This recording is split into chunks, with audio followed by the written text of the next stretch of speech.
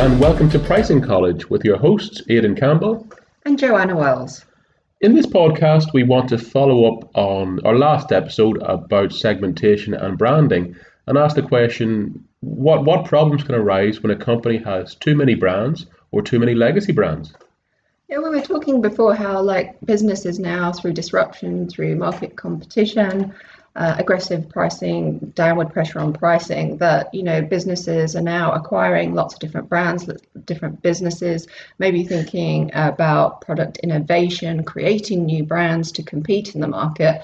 And we were wondering, what is that doing to a pricing structure? Do companies know that buying all these brands, having these different businesses in their portfolio can have a tremendous impact, both positive and negative, on the pricing structure? In particular, we're thinking, when you have a pricing structure, you need order and logic to that pricing structure to ensure that you're really getting the most out of each price point, that the price point aligns to the market, and that customers are willing to pay for these different brands according to how you hypothesize about these brands. You bought these brands for a reason, and you want to make money out of them. You don't want to cannibalize your own product portfolio with competing brands.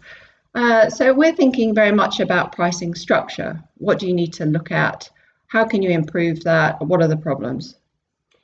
I think a lot of people become attached to brands. They know about the history, the legacy. Obviously, with a brand, to build it, you have to spend a lot of money in advertising, customer service over years. You can't build a brand overnight. And with all that effort, then there's often a reluctance on companies or anyone else to, stop a brand or to shelve it or to integrate it into another brand that you may have. But the issue will be if you say you have two brands that are in the same sector, and you haven't really invested in the value differentiators between the two, you don't really have that value culture in play, there is the real danger that what will happen is the two brands will become confused in the customer's mind. And if they are set as similar items, let's give the example of maybe tools or something like that, or even vehicles, cars. And I will give the example of the car company of Hyundai and Kia, owned by the same Korean, larger company. I believe Chaebol, I think, is the Korean sort of term for it.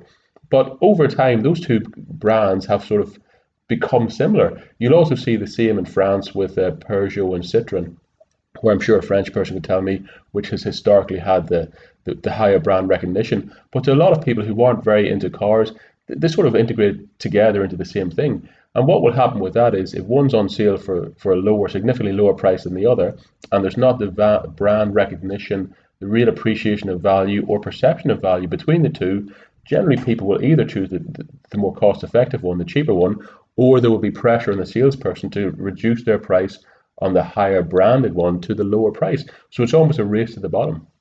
Yes, that's a really good example of when, the higher business strategy of acquisition and buying brands is misaligned to the sort of pricing strategy and the pricing structures. And often it's symptomatic when that happens that A, there's not even a pricing team on board managing the show, or B, the pricing team, they've got a pricing team, but really they're not very strategic. They're more of a maintenance, operational pricing team, making do with what they've got, sort of secondhand news of the wider business strategy, and they're sort of very sort of loose terms about how they're supposed to implement strategy from there.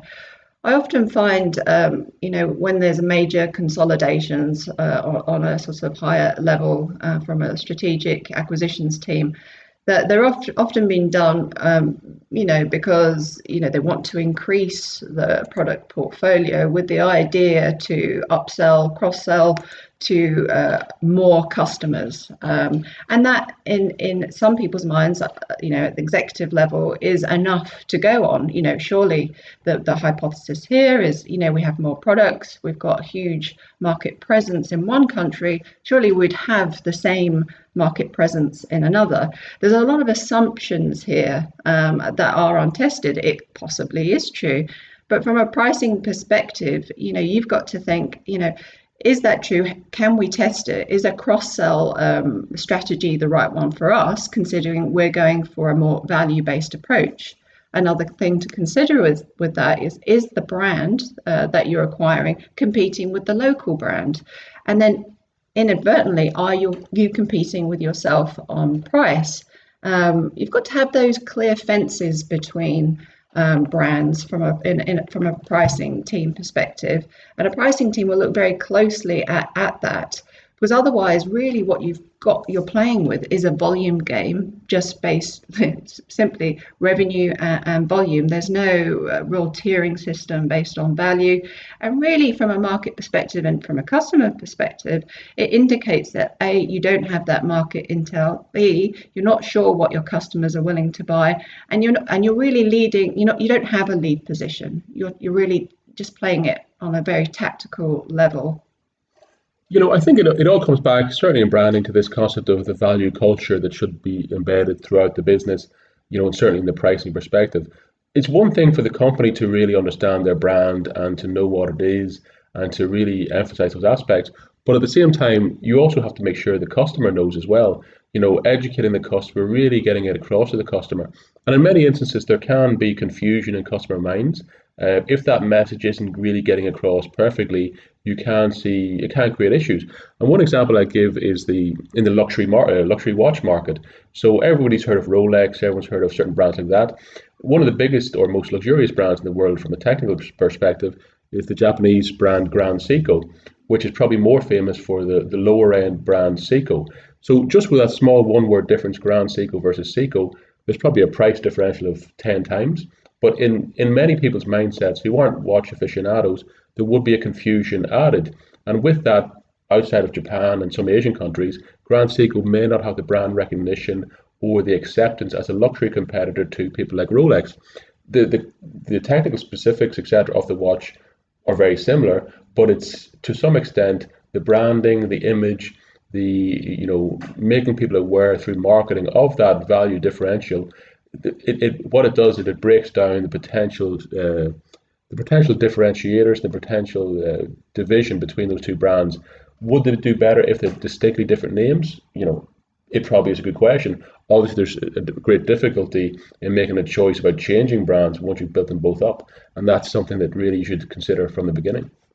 Yeah, I think that's the point. When you consolidate buy new brands to existing portfolios, you've really got to understand on a very, very like detailed level, like on a SKU level, what each of those products, what their value profile is, where do they fit, is the product price hierarchy built based on an understanding of the SKU profile. Now I'm getting quite detailed here, but this is what a good pricing team should do. And when a team doesn't know what to do, there's no pricing strategy because the business strategy is vague. It's hard to sort of translate into a value-based strategy, and the team is just all of a sudden giving a huge product portfolio that's in a mess. It comes down to serious hard work. It comes down to understanding what you're selling from your perspective first. And then you've got to then test all those assumptions in the market, because often what you find is like an important high value product or fast moving. It may be on, fast moving, but that's such a vague definition. It's not good enough just to say, oh, this is fast moving, therefore we'll price this. You need to know why people are buying, how people are consuming your products. This comes down to B2B, from tools. You've really got to say, yeah, we've acquired this brand, but is these tools the same as our tools, our existing tools under this brand? And you can't just say, oh yeah, we think that they are, we think that they're all the same. It just doesn't work like that from a pricing perspective. You need to create some order in the price structure to make money out of them. And that really does require a lot of work from a line item analysis. I think one final point I'd make in this instance is it really highlights, pricing is not a distinct function. It really needs to work, hand in glove with other functions. So let's give the example of starting a brand, building a brand, understanding the brand.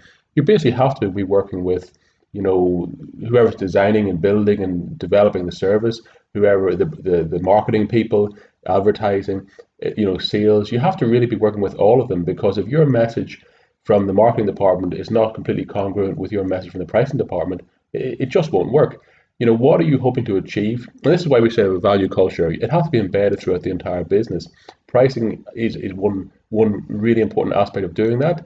And you know, it is seen as a specialist skill set, but that skill set massively overlaps. And if one of them falls down, it just isn't going to work.